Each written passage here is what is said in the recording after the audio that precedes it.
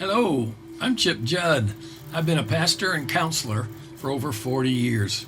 I've preached about 4,000 sermons, and I've met with individuals, marriages, church leaders, all kinds of people for over 12,000 hours of face-to-face meetings. As a consultant and coach, I've worked with many different kinds of churches. I've seen them from what I call behind the curtain, from a perspective the public doesn't see. I've seen really healthy, thriving congregations, and I've seen profoundly unhealthy, struggling congregations. I've never seen a perfect one. I'm committed and excited about the church learning to use all the tools that are available to us in helping people experience the real freedom and lasting change that Christianity promises. Some of those tools have been discovered and developed in the mental health community, based on psychology and other sciences. Let's stop pretending we have to have all the answers. Let's lead the way in building partnerships and learning communities that bring the mental health community and the church together. That's what we're going to be working toward on this podcast and YouTube. Welcome to the mental health and the mission of the church community.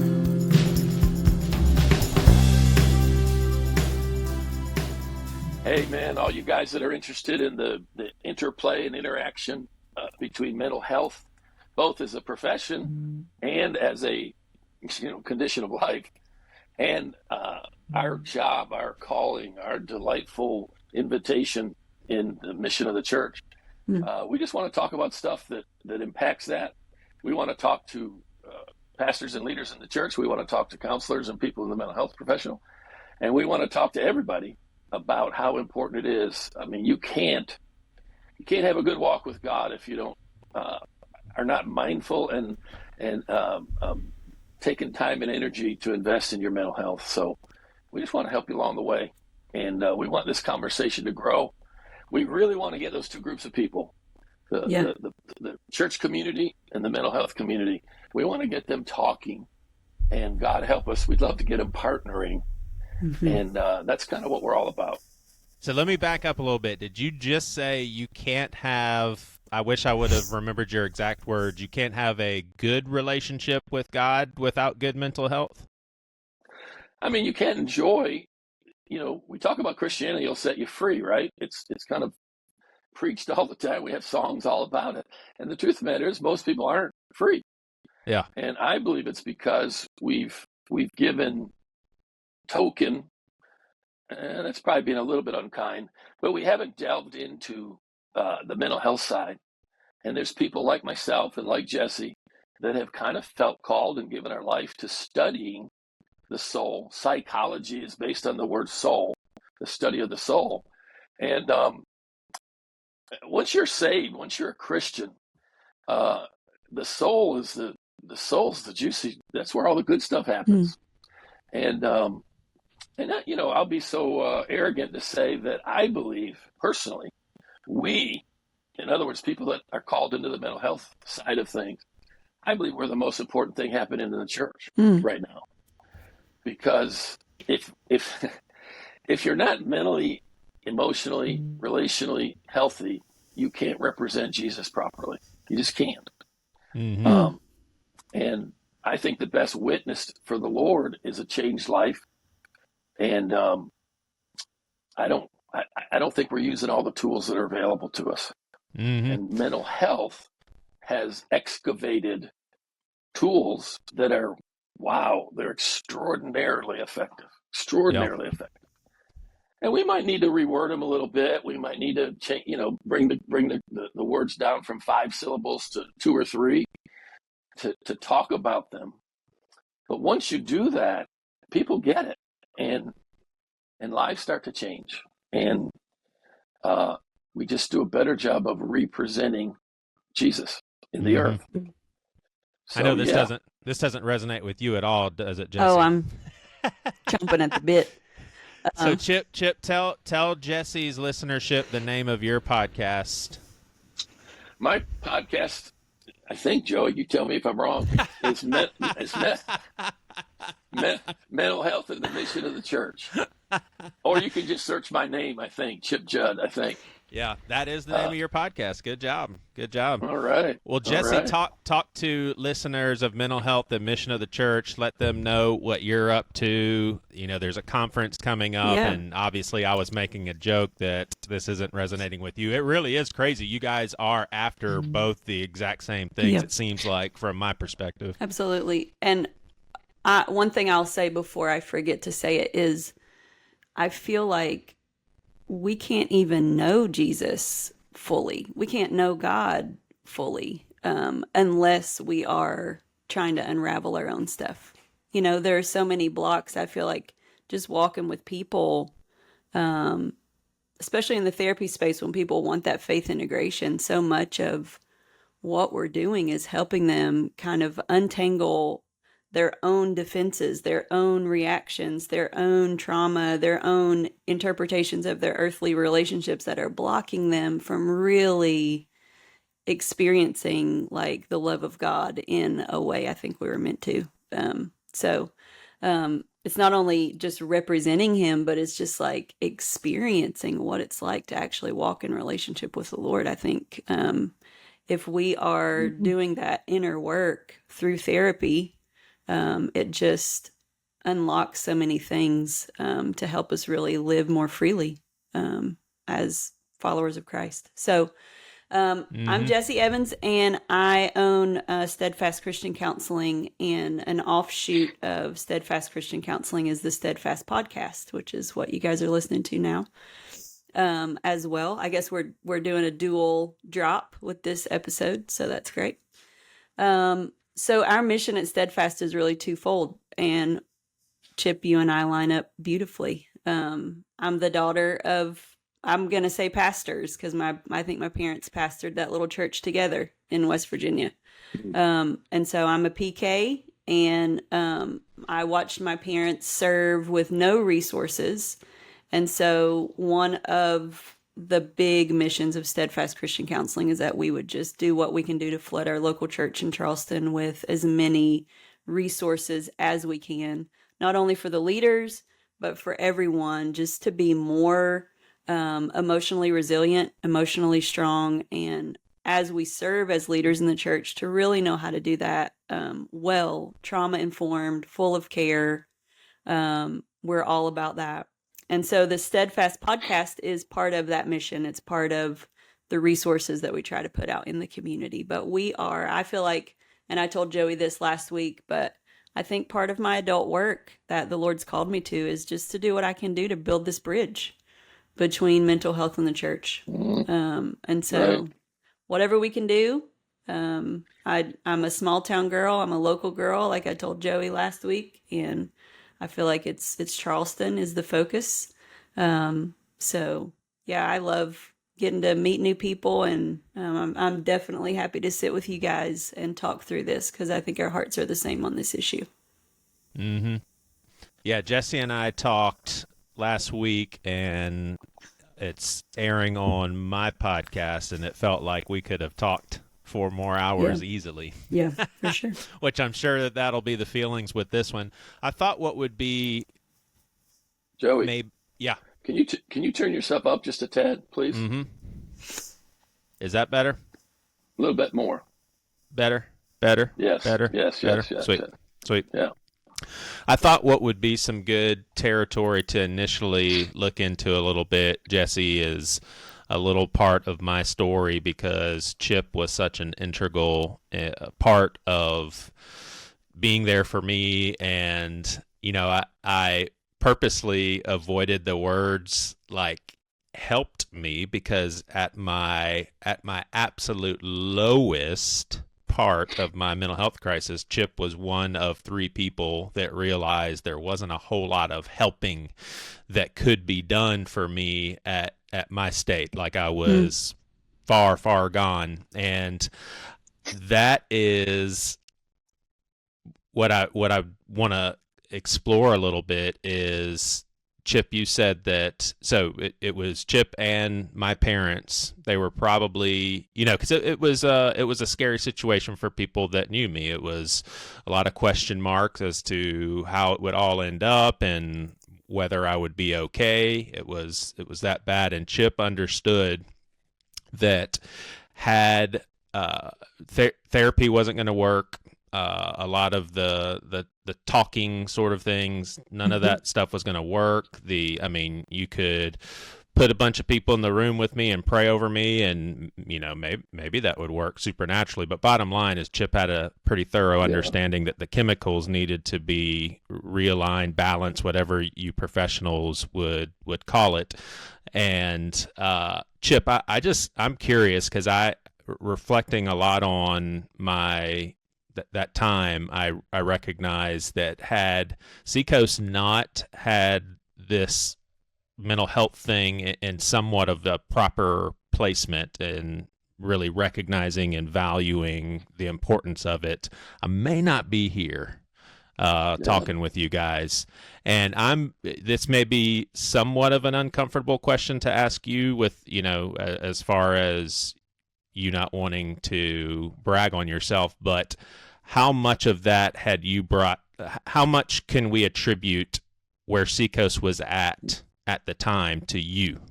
Because you were hired on specifically.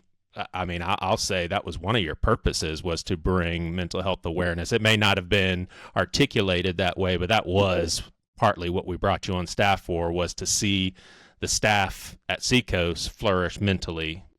So I'm curious, how much did you bring that to the table at that point in 2019? Obviously, it's an awkward question to answer, but I would say a lot of it, Joey. I can remember the first time that I met with the team, the care team, and I had to hide it, but I was just angry. I was angry at their terminology. I was angry at the old school phrasing of things. And they know all this, because you know me, Joey. I can't hide that for long. And we had several meetings where I just threw down, and I just said, okay, these phrases I don't want to ever hear again. I said, I pulled up one of the pamphlets and I said, look at this thing, man. I said, are you freaking kidding me? I wish I could have seen this. Oh my gosh. And they were all stunned. Michael Morris was in the room, and Julie, and I can't remember who else. And I just told them, I said, listen, guys, we're here to reach the community as well as our congregation. And we got to use concepts and language that they can relate to, not this crazy Christianese and whatever. And yeah, slowly but surely, that's what I was referring to earlier, Jesse, that, Michael went back to school, Adam went back to school. We've got, Joey, probably 3 to 5 other staff members that have gone back to school. And again, forgive me, but I would say directly or indirectly, it's somewhat based on I think people resonate with what Jesse and I do if we're careful on how we package it and present it. Yeah. Now occasionally I'm inclined to call people stupid. I don't say that, but I can imply that. But as long as we're careful to make it inviting, and I think what happened in our staff is they saw people getting helped. They heard language that they could resonate with and reproduce. Like, oh, I could say that. I get that. It explained dilemmas that they'd never heard explained before. And I think slowly but surely, it's like now you just hear it from the pulpit all the time, and it's like we take for granted that, like I tell people every once in a while, I'll remind them, I said, you realize, like, I'm not traveling as much now, obviously, but over the last 10 years I have been. And I said, I couldn't name 5 other churches that are as attuned and use the right language and perspective. I was thinking this, Joey, when you were saying that a little bit about that you couldn't say I helped you. The weird thing is, I think one of the main ways I helped you at that worst spot was protecting you from the church. And I mean, even stuff that I couldn't see or know about. Well, the default is, well, we need to get him in therapy.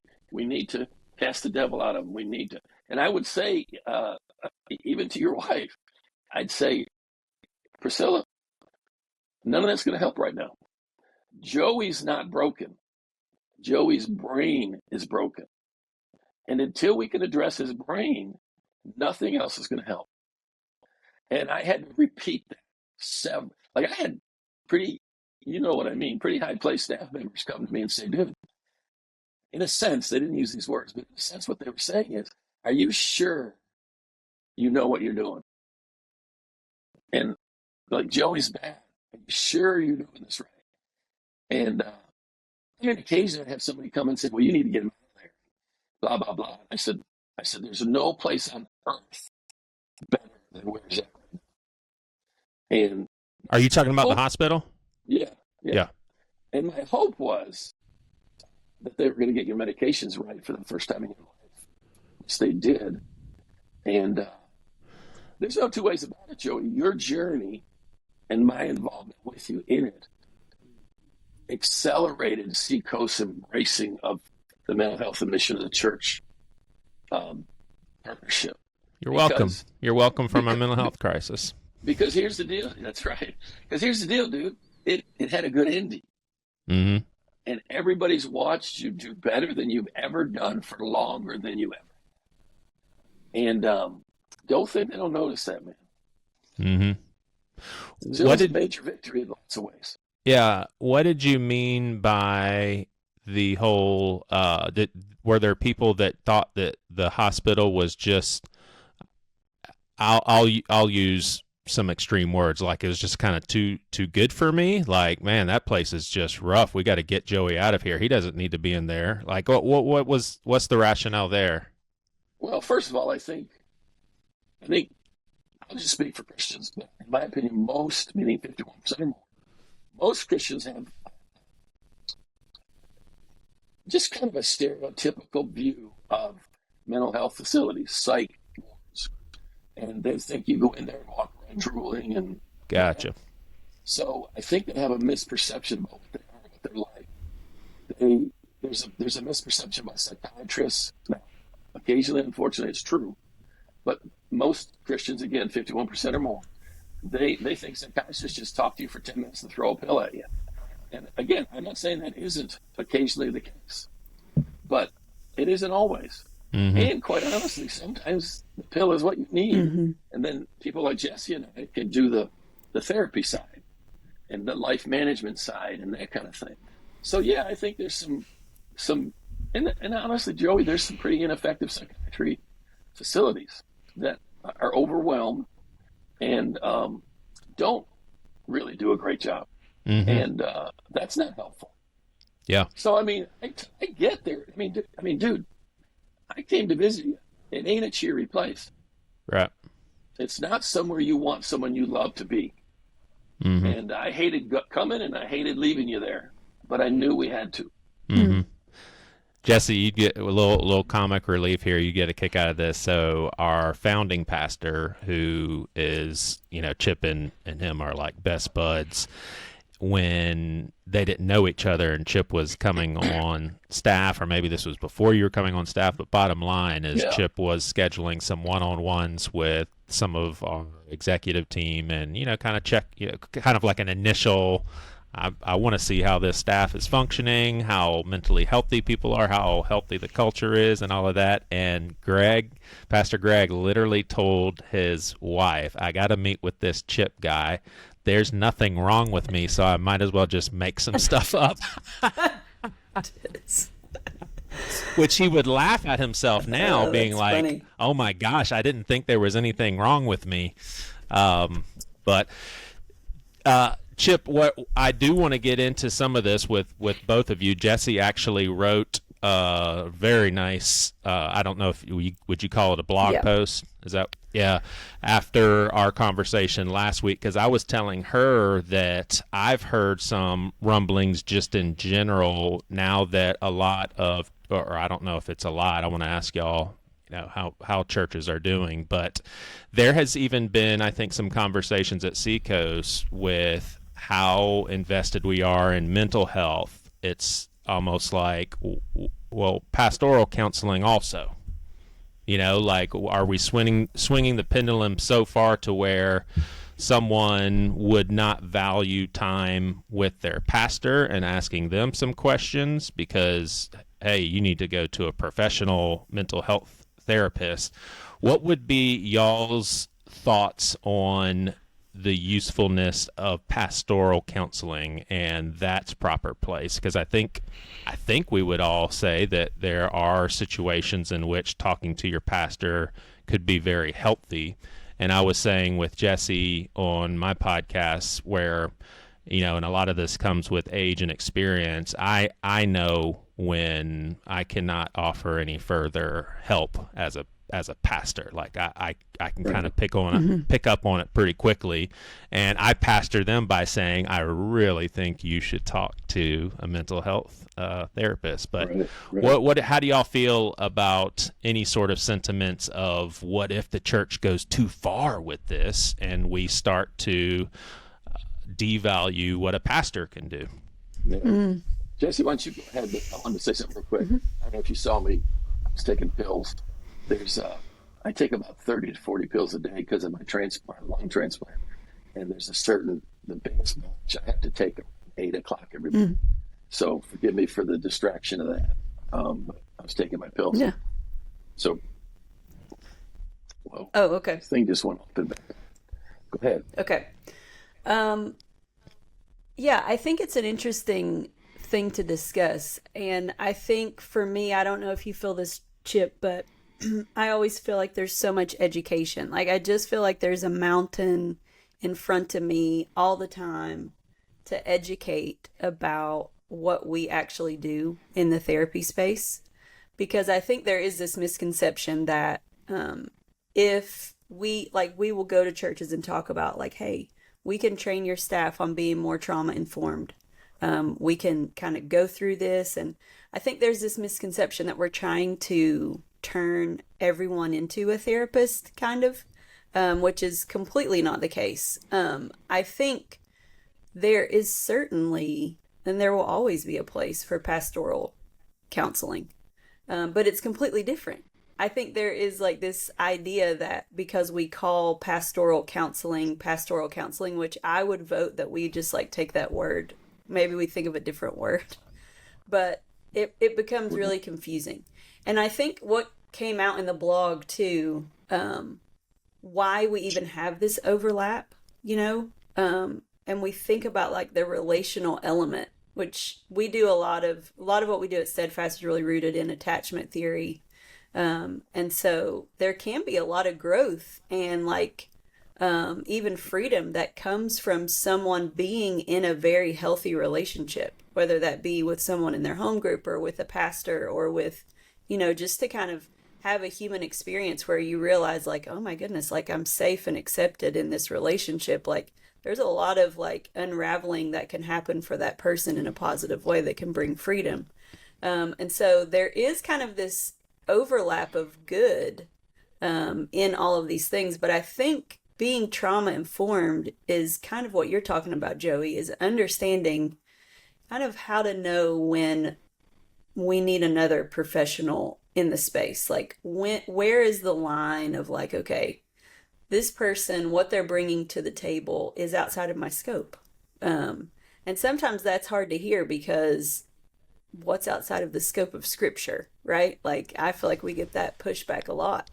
Well, I think scripture can handle every problem that someone faces. So, there are a lot of these types of conversations that I think we have to have and that we have to kind of go through.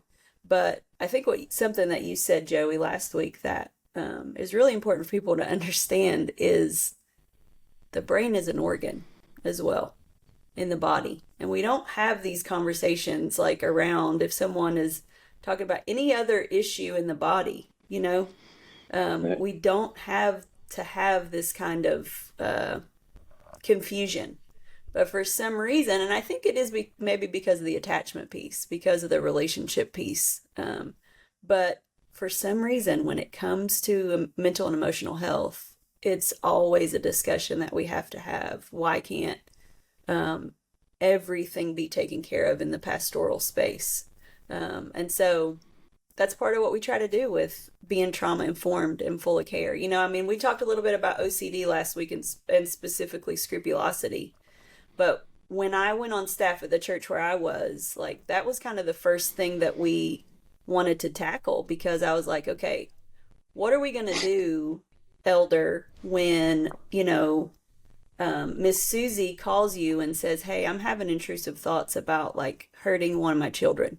You know, if you don't have any like understanding and training of different types of things that people might say, and I know I said scrupulosity and then I talked about another OCD theme, but I always thought, because that was my OCD theme, was like harm to self, harm to children when I was pregnant in that perinatal phase.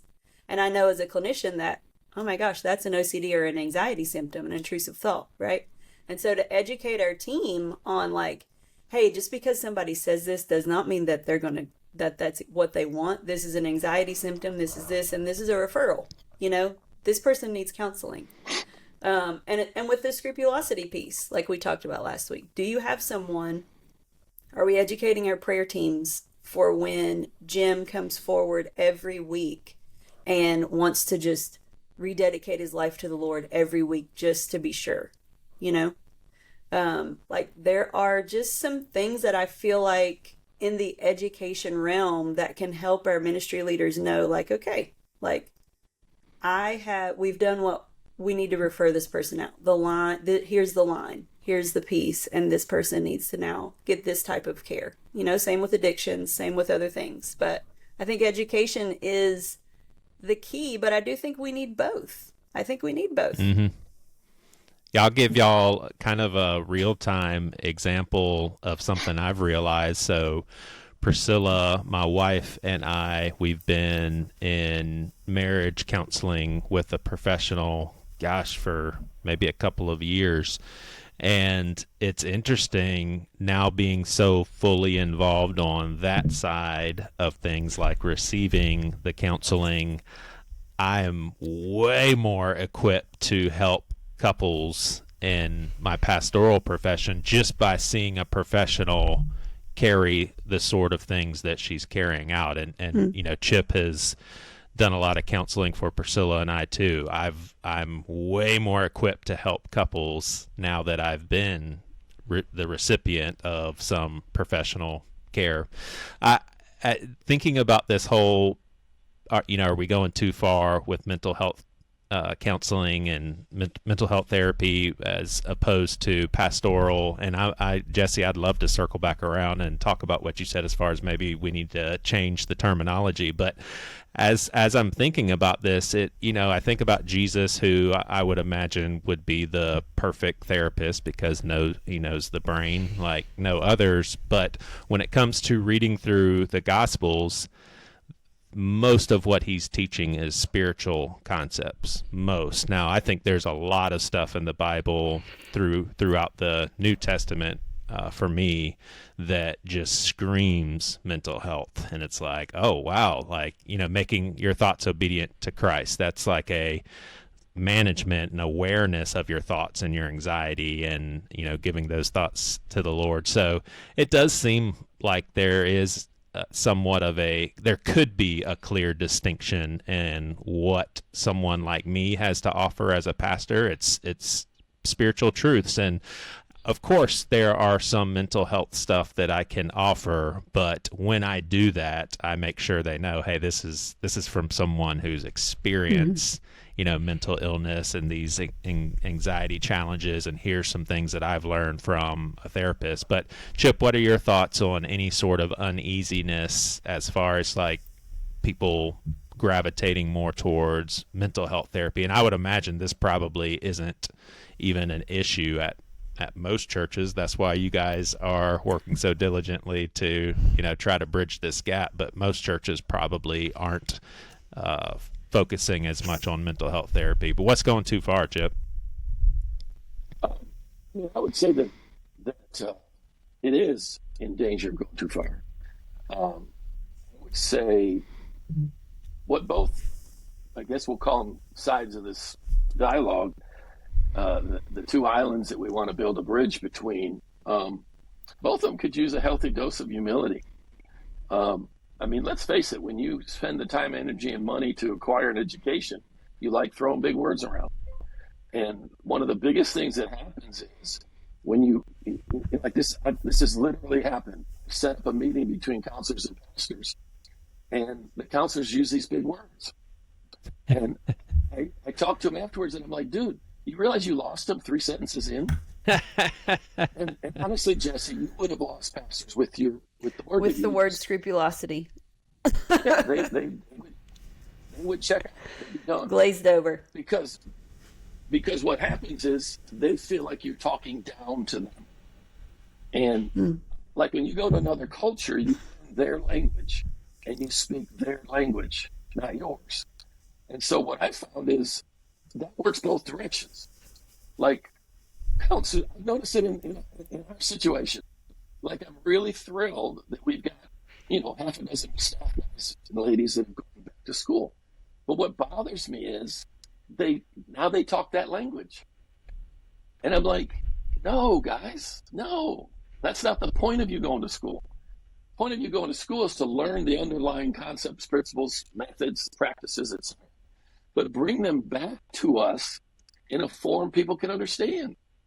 And that's when you have a win. When you can help somebody understand why I react to this situation this way. Attachment. Most people, once you really explain attachment, they get it. They're like, wow, I never saw myself from that filter. But I think the danger is,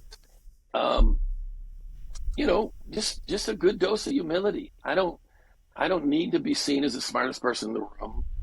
I don't need to impress with what I know or don't know. And the church side, I think the pastors it's just fear. Pastors are concerned about losing their place in people's lives. And it's part of why it's worked here at Seacoast, because and honestly, I found that a lot of churches, when you kind of cross a line where they're more comfortable with it, most pastors are thrilled and relieved because they don't like counseling. They don't want to counsel. They hate it, but they feel like they have to do it. And when you could relieve them of that, which requires humility on the counselor side, like the counselor's got to come in there and be sensitive to the culture he or she's dealing with. And I don't think we always are. And so we create a dichotomy that doesn't need to exist. And we can kind of like, pastoral counseling. We don't say it, but pastoral counseling, like, yeah, that's a good holding pattern until I get an opening in my schedule to where I can really help you. And we just got to be careful about all this stuff. It's on all of us to figure out, what am I doing that's making it hard for the person I'm talking to hear what I'm trying to say. And all of us are doing things that are making it hard for others to hear what we're trying to say. And my deal is, dumb it down to the lowest possible level. You're never going to lose doing that. Dumb it down to the lowest possible level. My goal when I preach or whatever, I'm always going to have a psychological lean to what I'm doing, but I disguise it. I hide it. And I think there's plenty of ways to scripturally explain. I've not found a single thing I learned getting my master's that I can't find scripture to explain. Now, you gotta be careful, but I'm willing to do that. So I think it is an issue, and I think it's part of why we're doing this. It's part of why we're passionate about this, because the two communities don't trust each other. They really don't, and I think some for good reason, and some not. And now, we need each other. Would you say that when you say both sides don't trust each other, when we're thinking, and I'll say science community, are we thinking science community that don't hold to a spiritual faith, or would you say even Christian people in the science community don't trust. I would say it's definitely worse if they're not Christians, Yeah. but it's still there even if they're. Yeah. Because I mean, just think about it like this: you're trying to invite them into a realm where you're going to have to submit to my learning. In other words, you're asking them to go into an arena that they're not in charge, and they're not used to that. They're not comfortable with that. And the church, correctly or incorrectly, and I have my opinions on all this, we've held pastors to a pretty high place. And it's just human nature. You're not going to give that up easily. And some of it's subconscious, some of it's not. But when you say, hey, let's get together and talk, there's going to be moments where the pastoral side is in a teaching position. There's going to be times when the mental health community is going to be in a teaching position. You got to do a heart check, a humility check, to put yourself in the right posture of heart to receive and walk out of that room thinking, I learned something from you today. And until leaders can yearn for that, until they can come to a meeting, what can I learn today? Because let's face it, a lot of times we're not doing that. We're coming, well, I'm gonna help them see this, and I'm gonna show them that. Well, great. Let's just say where we're going. Mm-hmm. Yeah, sometimes when I have talked about, when I've talked openly and candidly about not only my background and struggles with mental health, but also in a way that esteems therapy and the scientific side, right. I've had counselors who share the same faith, and how they're talking to me, it feels like they're saying, thank you so much. I care so much, and I can help so much. So what you said, I'm appreciative of, because all I want to do is help in the body of Christ, and that's not the culture that you and I are in, Chip, at Seacoast, but I could imagine like a licensed therapist who loves his or her church and wants to help, and if they didn't value that side of things, that would have to feel awful, because you just want to be used in God's kingdom, and you see the need, I think that's what's so hard, is like you see the need and you have the tools that can help. I know that when I came on staff at the church where I worked, like that was the main thing at first was, my dad was an elder there at the time, and I was just like, oh my gosh, like you guys are bogged down. Like you guys need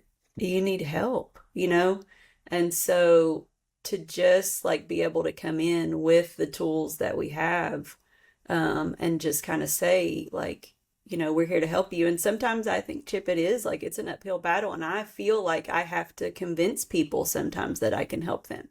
Not only because I'm a therapist, not only because I'm like not a pastor, but for me, because I'm a woman, there's a whole other element that comes into play there. In our churches, it's a lot easier for you, Chip, to come into a space like and be respected by a pastor right away. I don't have that same, and so there's that element in the room as well. But I definitely feel like there is a place for both. And I think I love what you're saying about words, it sounds like for me, from what we've talked about even in this hour, even what you were saying before when you had that meeting and how you were like, we need to rip up this brochure, like the words you were using. Words are important. The way that we communicate with each other, it's super important. I'm curious what some of those words were that you saw on the brochure, like on the ministry side of things, like, for therapists, like not coming in there with our like therapy ease, but also like, you said Christianese on the other side, but even how we name things. When we think about like trauma, when we think about religious trauma, like naming things, saying things out loud, bringing them to light, I think is important. So believe it or not, one of the things that threw them was I told them I don't want to ever hear the word support group again. I want call them growth groups, call them what we want, but do not call them support groups ever. And I told them this. I said, as soon as you say support groups, 3/4 of the congregation checks out. Mm. I'm not because they think support groups are for addicts. So I said, stop calling them support groups. Call them care groups, growth groups. Call them, Sunday fun groups. I don't care what you call them. Don't call them support groups. So just, most of it was like, freedom, and I don't mean the word freedom. Word freedom is a good word, but just the sentences, and it was creepy Christian. And Jesse, I'm sorry. Sorry. I mean, when I speak from a stage or anywhere, my goal is to sound as much like the people outside of the church as I possibly can without losing the people in the room.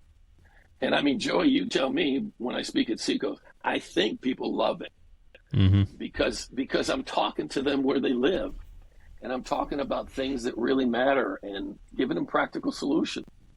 And I was going to say something, Jesse, about what you said, because you're so right. I would say this is what it typically goes like. A guy will reach out to me, like back when I was traveling a lot, just last year. A guy will reach out to me and say, hey, a friend of mine has had you in this church and says that I really ought to reach out to you. And I said, okay, well, let's see if we can get something scheduled. Well, lo and behold, what's really going on is his marriage is in trouble. He's going to bring me in to speak at his church to hide that he wants me to come in and counsel him. So I come in and I counsel him the first time. And by the grace of God, good stuff happens. And he gets some relief and help. Well, next time I come, whole different experience. He's like, hey, I want you to meet with my staff. I want you to... And it's like he's something like tilted just a little bit. And every time I come back, their language is changing. They're I'll never forget. It's one of my proudest ministry moments. This one church in Atlanta, big church. Now it's probably 20,000 or so. At the time, it was around 10, 12. And I'd come in and just do counseling with the staff. 3 days. Boom, boom, boom, boom, boom. And I'd been doing that for a couple of years. And I was in an appointment with, same day, 2 different young guys. And they said something, and I said, what do you mean about me and my influence there? And I said, what are you talking about? I just come in and meet with you guys. And they said, you don't get it, do you? I said, no, I don't follow. They said, you've changed the culture of this church. I said, what are you talking about? Never preached there, done a few staff development. And they said, you've so changed the pastor and the way we talk, the words we use, that you have literally changed the culture of this church. And I'm like, what? And then from there on, I started watching that. And it's true. They have a staff member that is dealing with something that you and I would recognize immediately as a mental health issue. Well, prior to interacting with somebody like us, they don't see it that way. They see it as a performance issue or character issue or whatever. Well, after they interact with people like us, they look at it a little differently.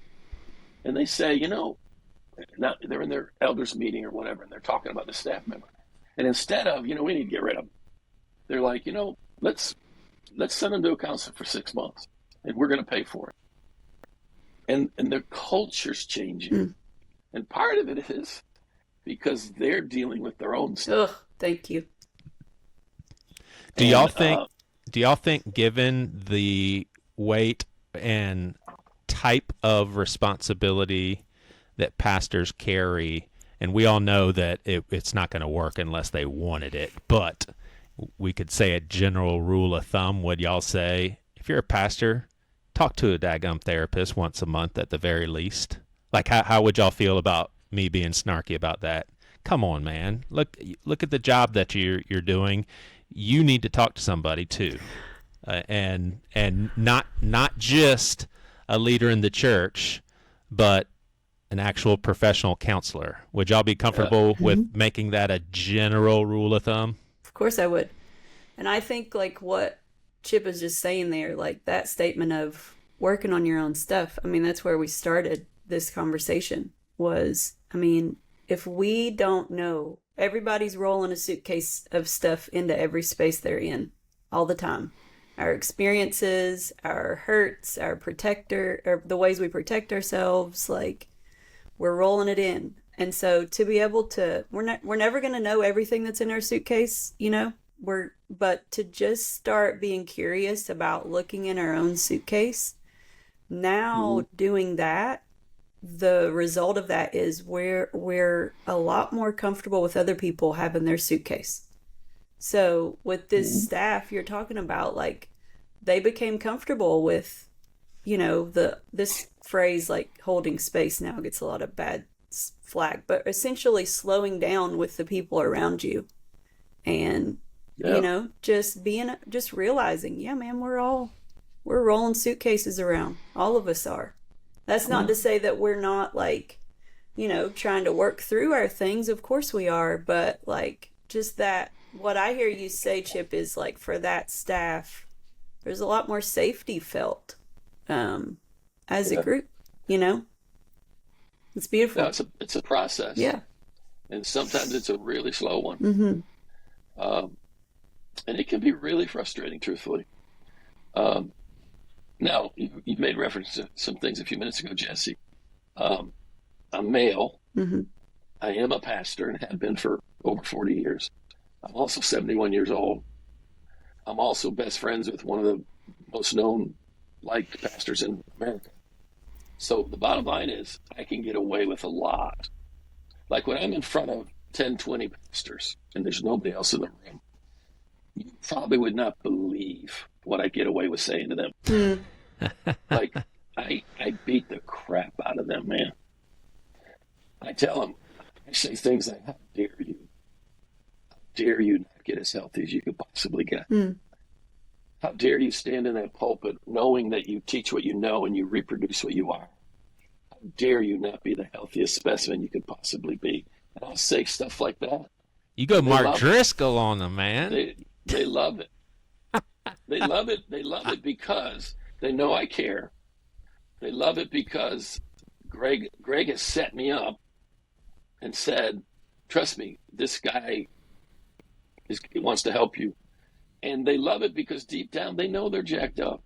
They know they're jacked up. They really do. Now, occasionally you meet somebody who does. I don't typically work with those kind of people. They don't invite me back. Jesse, you have a decent amount of experience yourself. I mean, you and I are a good bit younger than Chip. Have you noticed a change? There it is, Joey. You got to bring up the age issue. Every time we talk, you got to bring it up. Whatever, Joey. Have you noticed any sort of improvement in the gender discussion as far as we'll just say it, the respect that maybe is in shortage because of your gender? Like, do you notice an improvement over the years in that, or? Yes, definitely. Not really. For sure. I actually might go as far to say as like we are in a new, maybe even, what would it be, like the second Reformation of the church? Like, I just think when you think about, you know, the first Reformation and the technology around that, like we had the printing press, everyone then could get like their own copy of scripture, right? And so scripture was in the hands of the people. Now just look at us right now. We're sitting on a podcast, we're talking.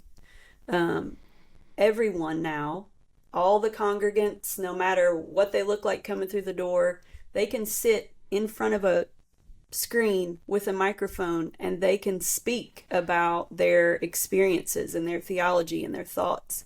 And so because of YouTube, because of podcasts, because we have now the ability to hear from the church in a way that we have not been able to hear from the church. And so women like me are able to speak about things. And so, you know, it's not just the man at the front of the stage with a mic on Sunday mornings, right? Like we're out of that phase. And so I think for that reason, a lot of things are changing. A lot of people are realizing, like, oh my goodness, like the women in the church have a lot of spiritual gifting in a lot of these areas. And so I think the church is changing because of that.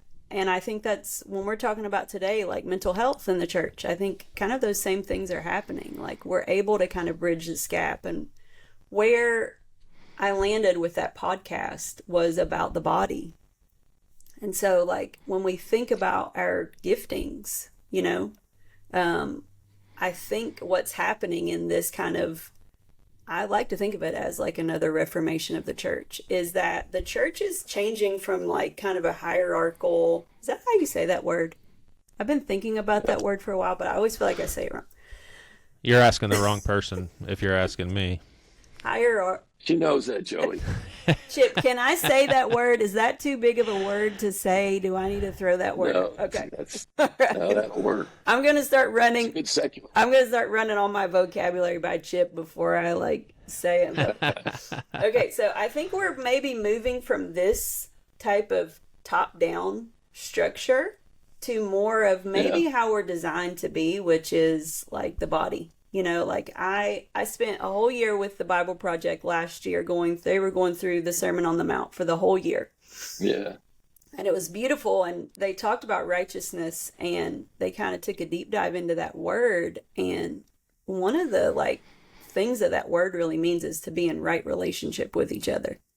And so if you come into a space, so if I come into a meeting with a pastor or with a leadership team from a church, and I immediately put myself above them because of my education, or they in turn put themselves above me for their education or whatever, or I put myself below them because I'm a woman coming into this space and I feel like nobody's going to listen to me. All of those moves have immediately taken me out of a place of right relationship or righteousness in that place, because we're meant to be this. I mean, scripture talks about like there's no more Jew Greek. There's no more male female. Like all this stuff has been like abolished because of the cross. And so right relationship is this. And so to me that's the bridge. Like coming in, like I have gifts and talents. The Lord's given me things that he hasn't given either one of you. He's given you guys things that he hasn't given me. And so when we work together, that's when the beauty happens. And so I feel really great as a woman in the church right now. Like I feel that's encouraging to hear. Yeah. I mean, listen, it's still, you know, I'm always like, I'm too much for people sometimes. I mean, it just, and I feel it. But, you know, I think we're headed in the right direction.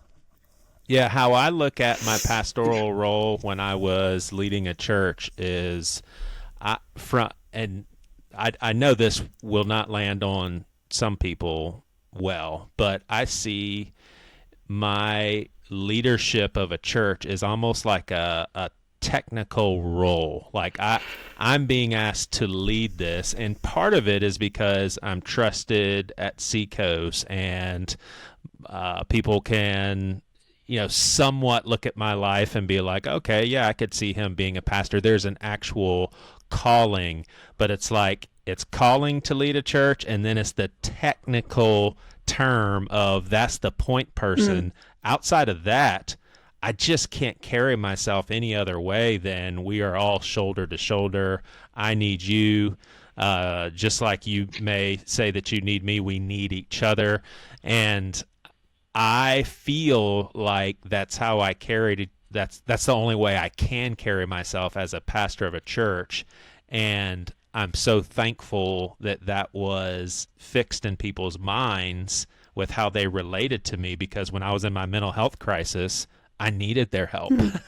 You know, I needed them to realize, hey, we're going to be without Joey for a little while, and we love him, and we're going to pull behind his family. And I obviously had that from, you know, Chip and our lead pastors and all, but my church, or if people, I don't like using these words, even though I do believe in some spiritual depth of them, because Jesus talks about it, but I think if pastors use it, it could kind of come across weird. But I needed the flock, the sheep, to take care of the shepherd. Like I needed that. So we'll wrap this thing up here. I do have one more Joey, question, but Chip, you look like you wanted to bounce in real quick.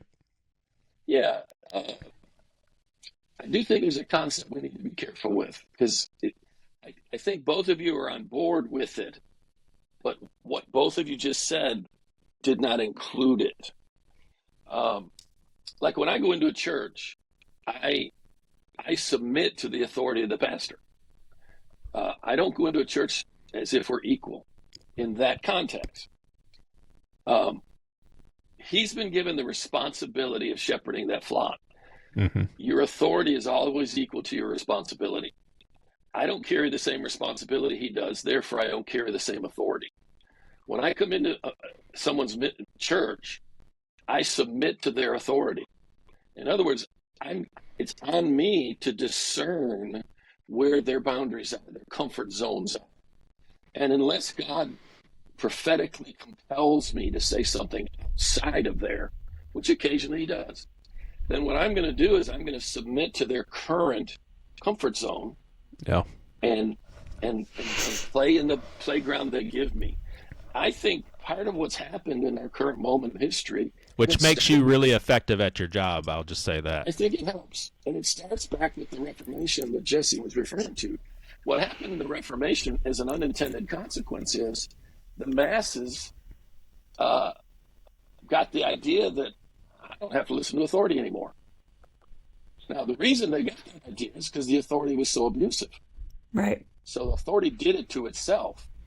But ever since the French Revolution, the Reformation, which all happened about the same time, the Enlightenment, what happened is human beings feel like I don't have to submit to authority. I am authority, and I'm all the authority I need. And that's not a healthy perspective. We are never not under authority. Acknowledged or not, submitted to or not. We're never under authority. And we should not want to be. I don't want to ever live a second of my life that I'm not answerable to someone with skin, not just God, but someone with skin. And it's I was going to say subtle. I'm not sure that's so subtle, but it's principles like that we got to be careful we don't lose, because we use the body metaphor. My eyes submit to my brain. My eyes go where I tell them to go. My hand goes where I tell it to go. Now, the hand has value in and of itself, but it's worthless if it doesn't submit to the authority of my nervous system. All of us have to be submitted to authority. And when I'm invited into a church, I'm given, listen to this now, this is important. I'm given temporary authority. Temporary authority. Hey, dude, I want you to do a workshop. Here's kind of what I'd love you to talk about. And you got an hour. Well, for that hour, I have temporary authority. But if I want another hour later, I better figure out what the boundaries of their culture are and move them as much as I possibly can, but without violating that pastor's authority. Yeah. Unless it's just pure T, abusive and unhealthy. And then I don't want to go back anyways. Yeah, and I agree with everything you're saying, and I think that the reason that is so, I'll say that a lot of the crowd that I run with, who unfortunately are de-churched and maybe even fully Sons of iniquity, Joey. fully deconstructed, is they've seen that authority be mishandled so much and in such profound ways, they literally have like an F that attitude. It almost like builds like anger, and I understand why. But yeah, I think when done well and when infused by the Holy Spirit, I would agree with, so. Yeah, I think through this phrase, I lost it. Whatever. Listen, God must not want me to say it.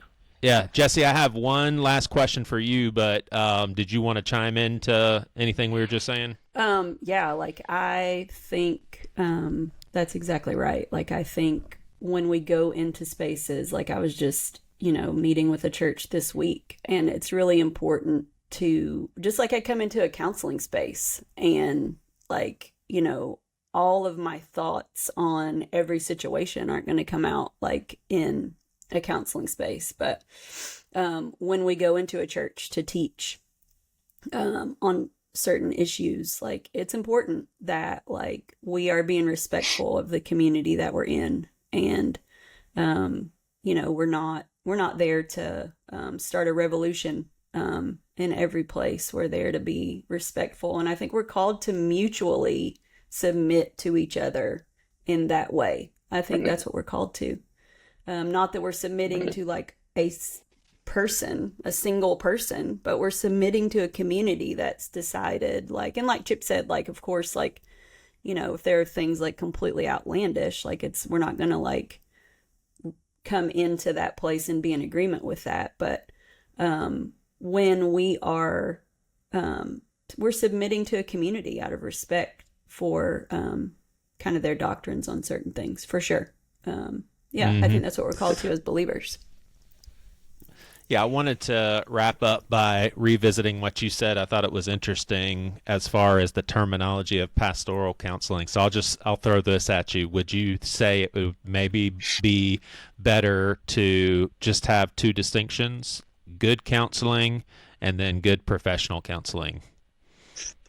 So in other words, there may be, man, I need some real good godly counsel. If you're a part of a church, you could probably reach out to a lot of people that don't have a title who could give you some really good spiritual counsel. They're a carpenter or they're a lawyer, or why would you? I'm curious. Why would that would make a lot of sense to me? But what was behind pastoral counseling and professional counseling? Do you, as far as the terminology? For me, I think it just muddies the waters, and I just wish there was more. I wish we could make it more clear, but I don't have a solution yet. I have no idea. Yeah. I think an important dimension or that aspect of that is if the professional counseling community says you guys aren't real counselors, it's not going to fly. If there's a mutual or pastorally initiated, I'm not equipped to do this, it's going to work. But if the one tells the other, you got to stop calling yourself a counselor, which is probably where our culture is moving, it's just not going to fly. And then you're going to get the pushback and resistance and whatever. But if there could be a communicated, like Jesse, like what you were saying earlier, if it starts with a right relationship, we can get somewhere. If it starts with this, and you don't have a right to call yourself what I am, we're going to have a problem. Yeah. That's interesting. I would be totally comfortable with saying I can give wise counsel if you get me in the right moment. I'm not a counselor. I'm personally comfortable with that. And I would even be comfortable with saying I give decent pastoral counseling, and I'd love to talk to you. I've seemed to have been able to help some people in the past. Not a counselor, because for me, when I hear counselor, I hear that is what someone's been professionally trained for. And Chip, I do have a degree, and I do have an MDiv, but I don't have to have it to be in my role at Seacoast. Right. So I think that would even be a very honest statement for a lot of pastors is I'm not a counselor. I wish that the mental health field hadn't chosen that word, because I do think it's a very biblical word, to seek wise counsel. Like, I mean, and so I just wish that we could reverse time and change what we call, like, sometimes I'll even, you hear the word therapist and then people are like, well, what kind of therapist? Are you a physical therapist? Are you so it's like, I think the fault probably falls on the mental health side for what we chose to call it. We're smart enough to wordsmith that. We can figure something out. Yeah. I mean, we collectively are smart people. I do want to say, Joey, for the record, that everybody listening, Joey said a minute ago that he gives wise counsel. We don't mean to fabricate unrealities on this podcast, but what Joey said is not accurate, and strike it from the record. So We what don't he want does, har- Jess, what he does, Jesse, is he says this kind of stuff, and then I need to go to him for counseling, and it's like this twisted, abusive circle. Thanks for tuning in to Mental Health and the Mission of the Church. If you enjoyed today's episode, be sure to hit that subscribe button so you never miss out on future conversations. And if you found value in what you heard, we'd love for you to share it with a friend or on social media. It really helps us grow and reach more people just like you. So until next time, let's continue building better partnerships between the mental health community and the mission of the church. We'll catch you in the next episode, everybody.